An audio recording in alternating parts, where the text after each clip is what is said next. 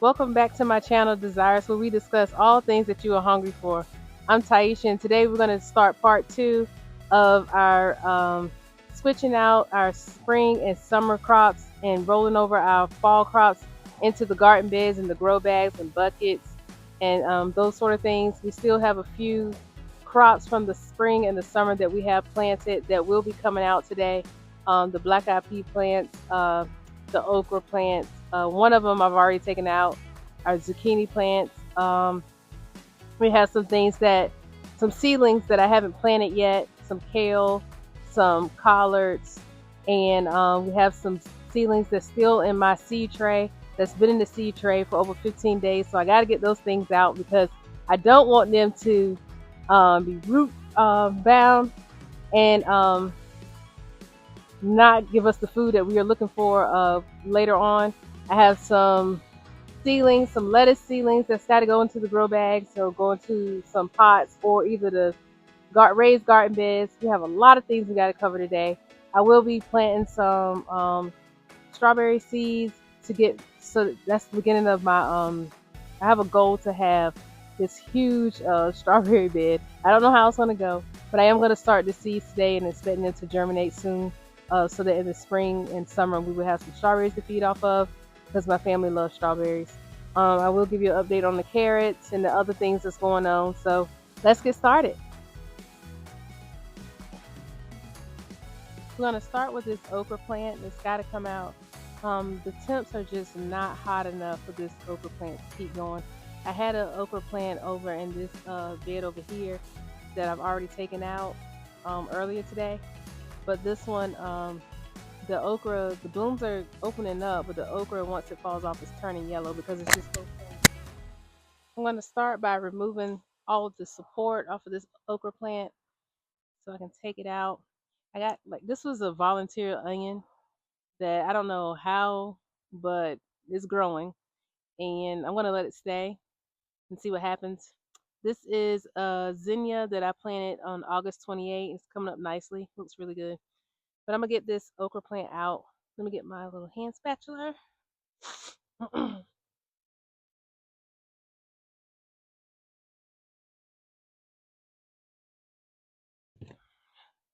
going to try to get this out without um, uh, disturbing the zinnia. And I know I should probably cut this right about here and just leave the roots in there. You know what? That's what I'm gonna do. Instead of trying to dig this out because it's really in here. Like I can't even. If you when I lift up on this, my zinnia comes up a little bit. So I'm gonna get the prongs and prune this back all the way down to here before I plant something else in here. Some plants you can just pull out um of your raised bed or your pots or your see how that okra was still like turning yellow. It wasn't gonna do anything, so there's no point in keeping it. I'm just gonna put this in the compost. But some plants you could just pull right out of the pot and the roots and everything will come out. But some of them you have to cut down because the roots are so far in there that you don't want to damage the crops that are going around it. Okay, so now that you see I cut the okra plant all the way down. I'm gonna leave those roots in there because without the leaves, it's not getting any photosynthesis through the leaves. So it won't be getting any sun, so I don't have to worry about it growing anymore. I'm just gonna this is some sandy soil, so I'm gonna plant probably my onions in there. I'm gonna put some onions in there, or maybe some garlic. I'm not sure yet. But look at my zinnia. Isn't that pretty? I love how that's coming up. Okay, this is one of my garden beds that's right next to my peanut bush beside the trellis arch. Uh, I use the square foot method gardening to grow as many plants as I possibly can. I find this to be easier instead of me just putting um, vegetables in the garden bed, and it keeps things kind of spaced and organized. This is where a lot of my brassicas are. I've already have some collards planted over here. We have, what is this? I think this is a broccoli. This is a broccoli. We had a little bit of pest damage from a snail, and we had some kale growing up here. Some more collards there. The sun is out bright, and so the leaves look wilted, but they're not. Once the sun goes down, they'll pop back up. Some more collards here. I don't know why it's folded over like that, but some collards, and there's more. That's another some more collards over here. Got some beets that are doing good, and beets over there. Got kale over there. We got some cabbage growing right here. I think that's a cabbage right there too. So you see right here, I'm going to be putting another broccoli into this square next to these collards. And then I have another broccoli right here because we eat a lot of broccoli. So I'm growing a ton of broccoli and another broccoli going behind it and some kale up front along with some purple broccoli. Because the sun is shining so bright right now, I'm not going to transplant um, this broccoli into the bed right now. I'm gonna wait till the bed is shaded. This bed does get a lot of sun around this time of the day, but it also shaded for the majority of the day. So it's not a good idea to transplant your seedlings into your garden bed while in full sun because you're already taking them through a lot of shock when you transplant them into the garden bed. So we don't want to stress them out more by transplanting them into the garden bed with full sun. So I'm going to move over to a shaded area and get some things planted into my other garden bed that's covered by shade right now. I forgot to mention this is some lettuce that's coming up in the front of this um, garden bed and some bunch of onions. Now that we have moved over here into the raised garden bed that's in the shade, this is our newest garden bed that my husband built me closer to the shed. This bed only gets about, I would say about 4 to 5 hours of sun a day right now. During the summer months, this area got more sun than what it does now that we are into the fall months. I didn't think about that when I put this garden bed here this summer. When I had him put it here, I was considering how the sun looked at the time. So that's something to think about when you are when you get a new garden bed or you are growing in grow bags and you put them in a certain area. Grow bags can be easily moved, but once you put your garden bed, your raised garden bed in a certain area, make sure that you get plenty of sun. If you plan on planting things that need more sun, make sure that you put it somewhere that gets full sun or at least 6 hours of sun every season. In this bed, we planted potatoes. I was hoping to get a huge harvest of potatoes, fall harvest of potatoes. We did really good in the spring with the potatoes. And so I planted a few potatoes in this bed, hoping to get a big harvest. We will harvest those potatoes together at the end of this video to see what we get. Right now, I'm cleaning out the straw that was put in here as mulch over the potatoes so that I can plant some sugar peas, some collards, some garlic, some kale, and some broccoli. And I think I'm going to plant some cabbage in here as well in this bed.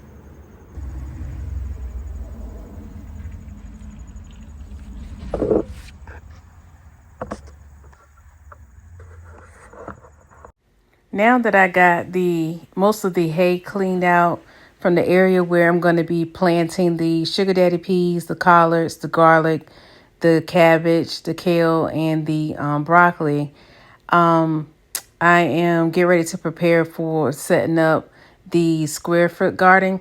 As you can see, we've already took a ruler and measured every 12 inches, and my husband put some wood screws in the side of the raised garden bed so that I can take the string and make these squares. As I mentioned before, I garden using the square root method. So to make the squares, I use some natural jute twine that I purchased from Amazon. It's worked really well for me so far. I start off by wrapping the twine around the wood screws at the top of the raised garden bed, and I drag that twine all the way down to the other end, the opposite end of the garden bed, and wrap it around that end. And then I go over to the wood screw next to it and go back up to the top of the raised garden bed and wrap it around the wood screw, and then I cut it off. My husband tightens the twine down by drilling the wood screws down until the twine pops off. You don't even have to cut it. It just pops off once he drills it down. You don't have to use the square root garden method to garden. It's just the method that I choose to use because I'm trying to grow as much as I can in my raised garden beds. This way helps me utilize every inch of my garden bed. It makes it so that I don't have to mulch as much. It gives me more food for my family, and it just keeps things organized. I like to have things organized and kind of neat. So I like the square root garden so far because it keeps everything in order.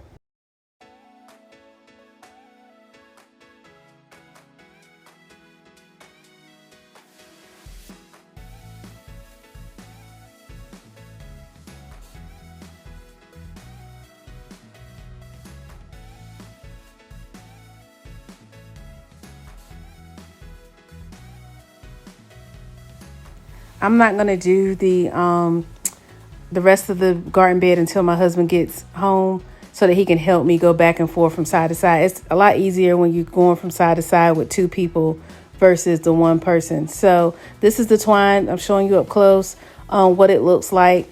Again, it's on Amazon if you would like to purchase some. Now I'm going to go ahead and plant some sugar daddy snap peas up against the trellis so that it will grow, hopefully grow up the trellis.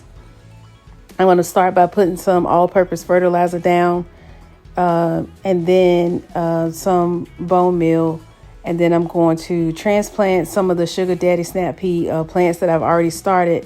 And then once I get those transplanted, I'm going to put some actual seeds in the soil so that they can begin to grow. This is my way of succession of planting so that if the first plants that I started growing in small pots stop producing, then I already have some that are coming up behind them in the soil.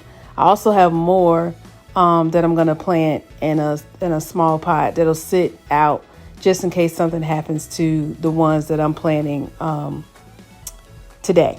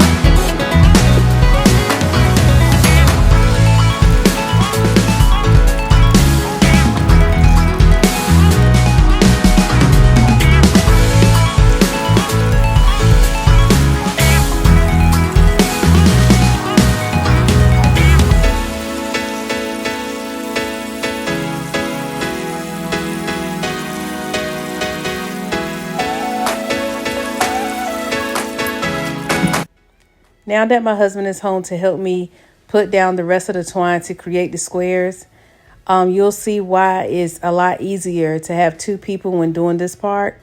I'm going to start off by handing him the twine so that he can wrap it around the first wood screw that's 12 inches away from the corner. And then I'll have the head of the twine, the big wrap. He's going to wrap it around the first screw. I'm going to take the end that I have and take it over and wrap it around the screw that's directly across from his, and then go over to the one next to it and hand him the bulk of the twine so that he can wrap it around the other way. He's going the wrong way, but he's going to get it together. Once he unwraps it from that one and then start going the other way, then you take it to the next wood screw, and then he's going to hand it back to me so that I can wrap it around the one that's closest to me. And you continue this until you get to the very end. Once you get to the end, you wrap it around the last one as much as you can, and you cut it off, leaving some access. Like I said, you can also take the drill and just drill the wood screw the rest of the way down to the bed, and the string will just pop right off. My husband's going to show you what I mean by drilling the wood screw all the way down in the garden bed so that the string is tight.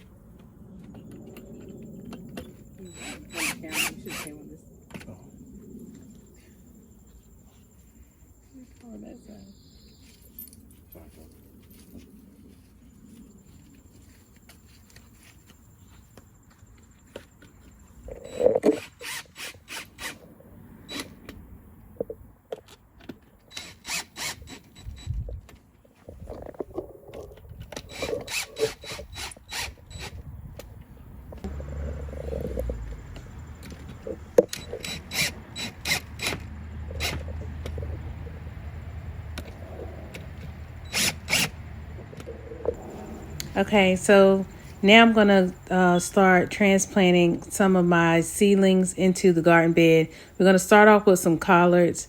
These are Georgia Southern collards. Right now I'm looking at my chart. I don't know how you guys usually decide on where your things are going to go in the garden, but I find it helpful to draw my garden beds out and try to kind of draw a layout of how the garden beds are in the yard. And I just draw it in the back of my planner, and this helps me know where I'm going to put what and what do I need more of. So as you can see, I got my collards lined up so that I can know where they're going to go. And I'm going to start by digging out a hole about the size of the cups that the seedlings are in. And then I'm going to amend the soil with some bone meal, all-purpose fertilizer, some earthworm castings, and some Epsom salt for magnesium.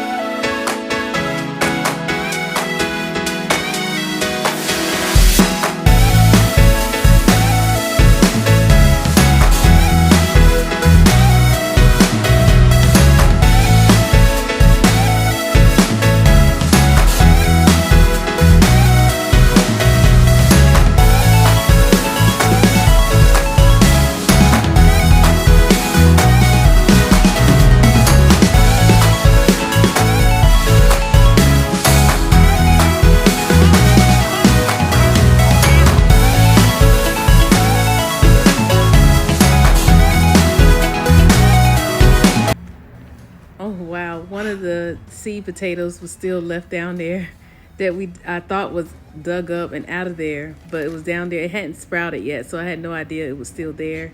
I thought we got rid of everything, or everything that didn't sprout. I thought maybe had rotted, but it was still a seed potato down there that hadn't sprouted, that was getting ready to sprout and had some roots on it.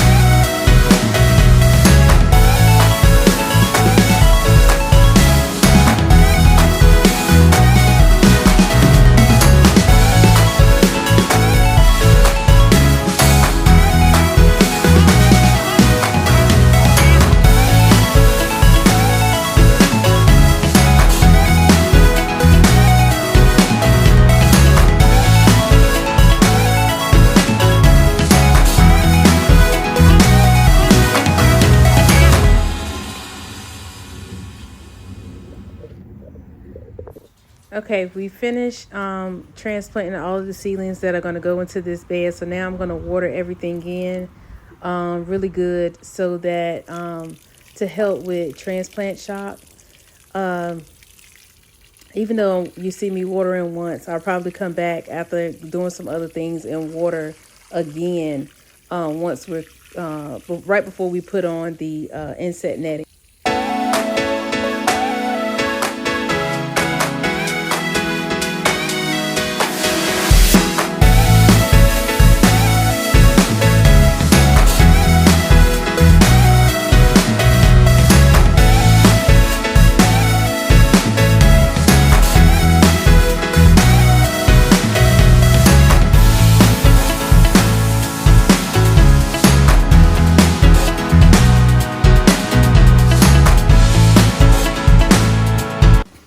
We're setting up the structure now so that we can put the inset netting over the bed.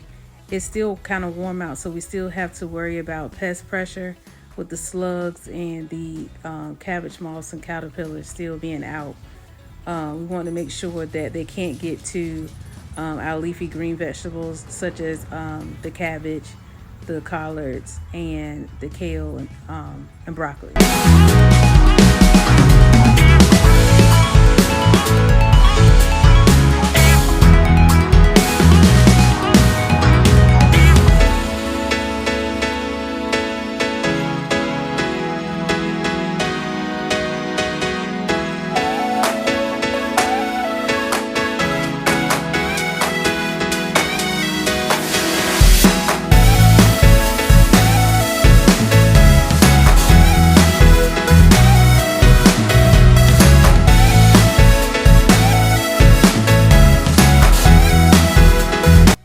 Before we put the inset netting over the garden bed, we have to line up the drip irrigation along the plants so that it will make it easier. All we would have to do is go and turn on the water supply, and the water to water the plants at the base of the plant.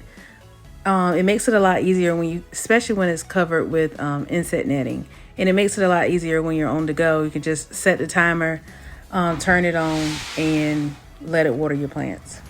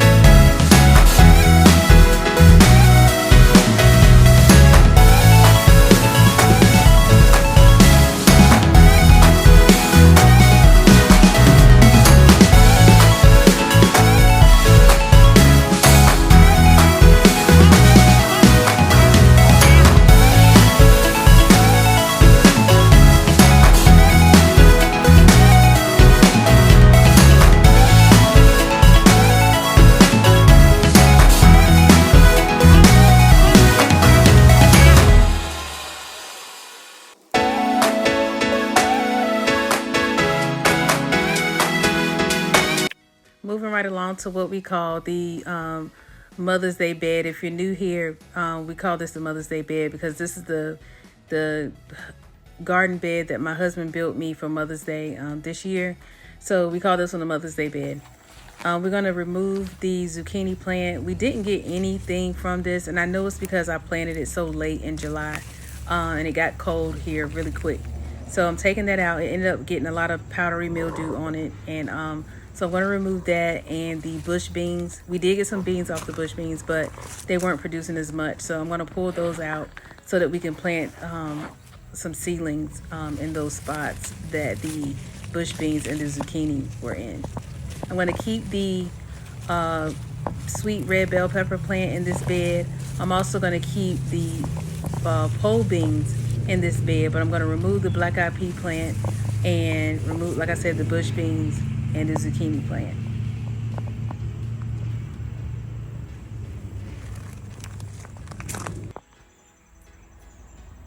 We have a lot of seedlings to transplant, but before we transplant the seedlings into the Mother's Day bed, we chose to amend the soil a little bit. The soil is not that old, and it does have compost and peat moss and a bunch of other amendments in the soil. But we're going to add more because we're putting new plants inside the bed.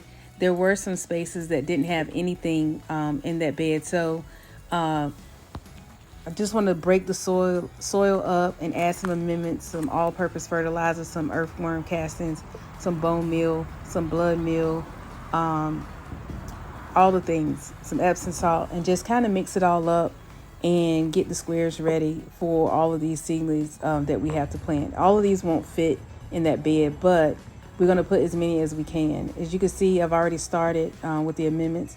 I'm going square by square and staring it up into the soil so that it can get down to the roots.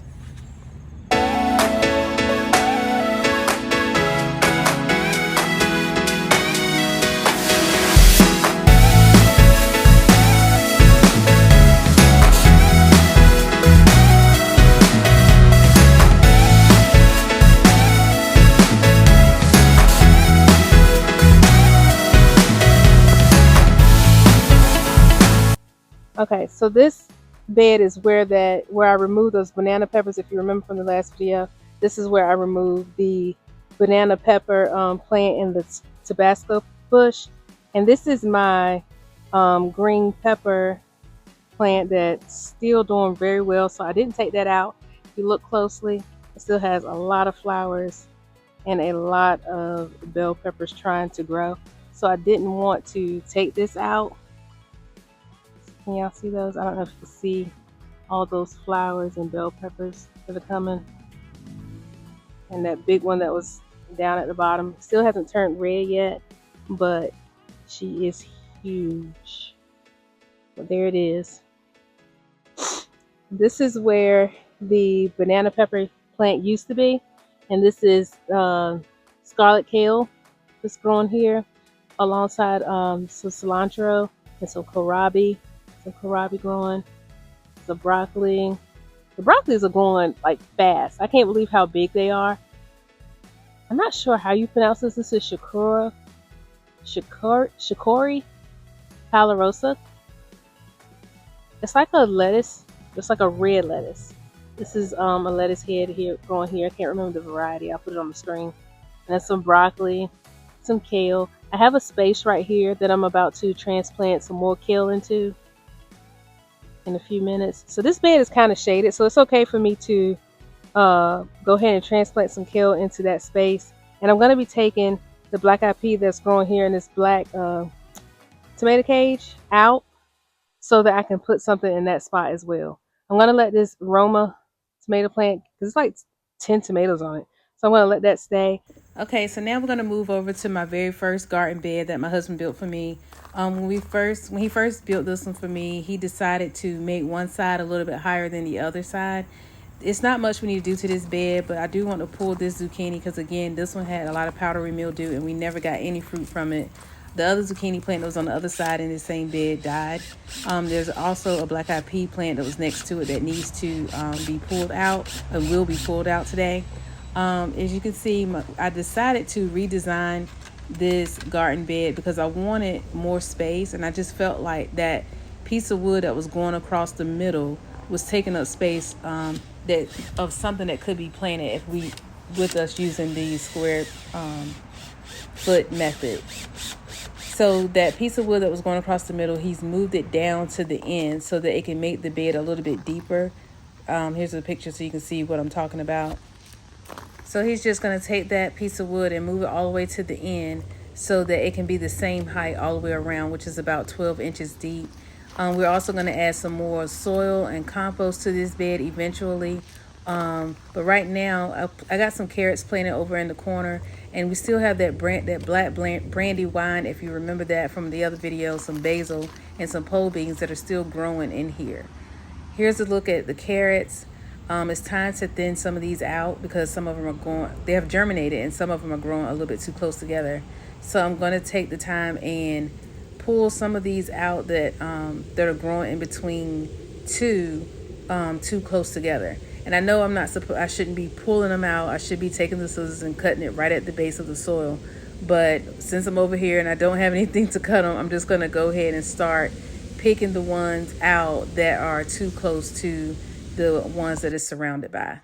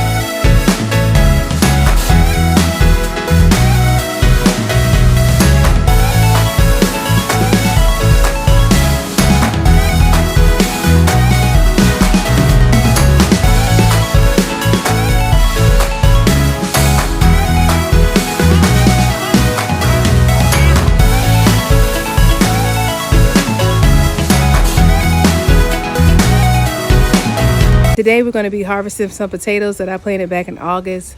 It's not quite the maturity date for these potatoes, but I need to get the potatoes out of the raised bed so that I can use that space to plant some of my fall crops. So let's get started. Now in this first row, we have some russet potatoes, and I've kind of planted all the way down, but if you remember from another video, one of the potatoes down here, we found that it didn't quite sprout. It was actually getting ready to sprout when we pulled it out, but it hadn't quite sprout. In the middle, we got some red potatoes, and that row was Yukon Golds. But what I found out that if you do not get the potatoes, if you're starting from potatoes from that you bought from the store, if they're not organic and they don't have an eye on them, or if they don't chit, then they pretty much 9 times out of 10 won't sprout. And that's what happened with my Yukon Golds. I had organic russet potatoes from the store, and I had organic red potatoes. So let's see what happened. We do have some plant from the red potatoes and from the russet potatoes, so I'm hoping that we get a nice harvest. If you look here under one of my russet potatoes, one was starting to show, so I had to cover it up. It's right here. I don't know if you can see it. Zoom in so you can see. One of my, let me see that potato.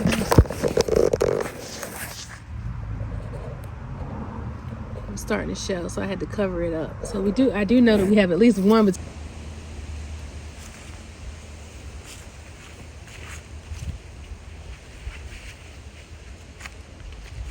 I'm gonna start with the russet potatoes. This is a red potato, so I'm gonna put that over here. But the russet potatoes were planted here, so we're gonna start here to see. You can see this one has completely died back. So if we have anything, so like nothing there. That plant just died. It's sprouted and nothing.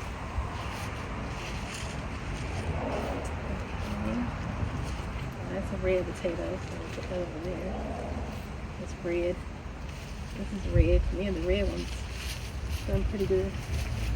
This is a russet. Got a little something in there.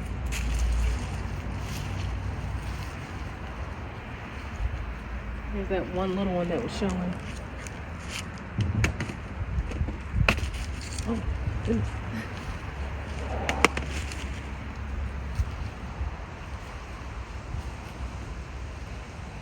And nothing else.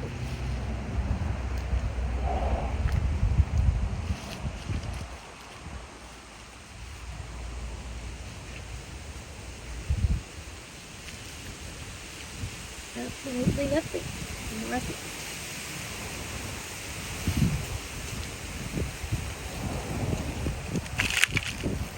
it has a little bit on it.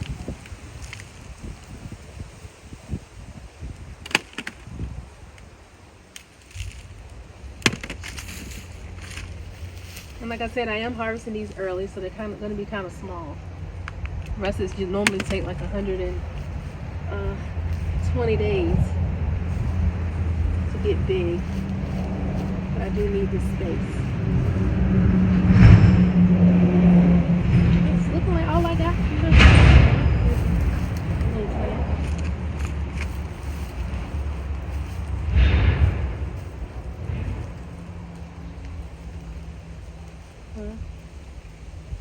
Looking like all I got from the russet potatoes. Not much. These little teeny baby ones. Seems like the red ones, hopefully the red ones did better. Let's see what we have. Let's start from this end.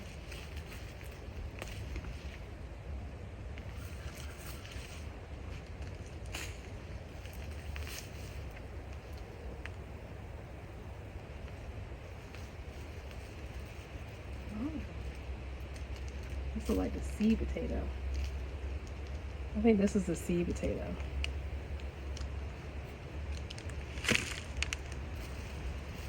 Started late.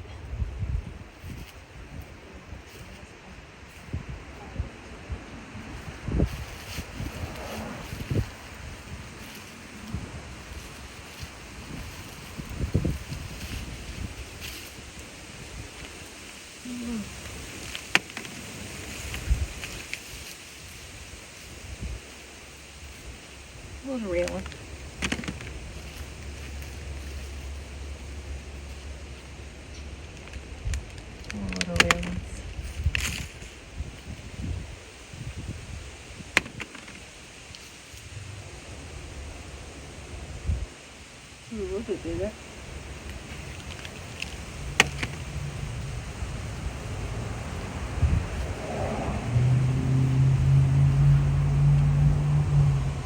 I think that's all we got from that one.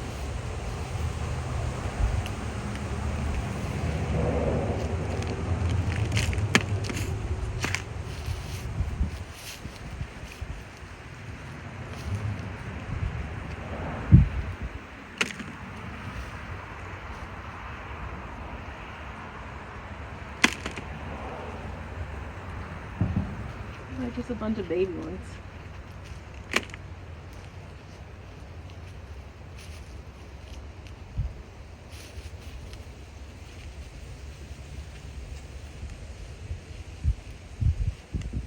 It seems like we just got a bunch of plant from most of these. And I do believe I understand why this happened. And again, that's the seed potato.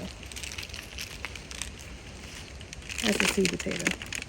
You see how the plant is growing out of that seed potato. So we didn't get much from that one either.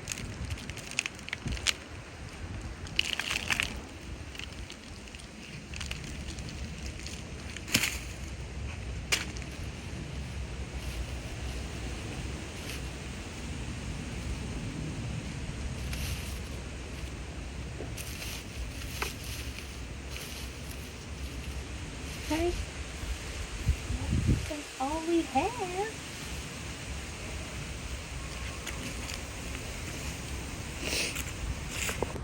So, okay, so as you can see, we didn't hardly get any harvest. There's nothing we can do with these little mini potatoes. And you can see the seed potato didn't even like deteriorate because I guess this area was too shaded. This, if you notice what this garden bed is, it's not much sun. You can tell the difference in that bed with some sun, partial sun on it, versus this bed with hardly any sun. And then this bed over here that's getting full sun over more to the right. So it's a lesson learned for me to make sure I plant the potatoes, especially when you're planting them at the beginning of August, to harvest at the end of the summer, pretty much beginning of fall. You want to plant them in a shadier area so that you can get more potatoes.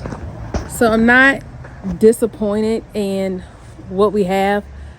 We can't use it, but it was a lesson learned for me to make sure I plant the potatoes in a more sunnier area so that I can get more harvest from what I planted.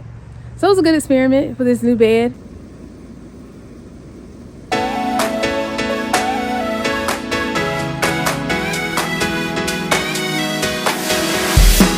All right, that's it for today, guys. If your craving was met on what spring summer crops to pull out and what fall crops to plant in has been met, please subscribe to our channel. If you like this video, hit that like button, leave us a comment, say hi, or let us know what you got planted this fall season. Hit that notification bell so that you're notified when we upload part 3 to planting our fall crops. You don't want to miss this.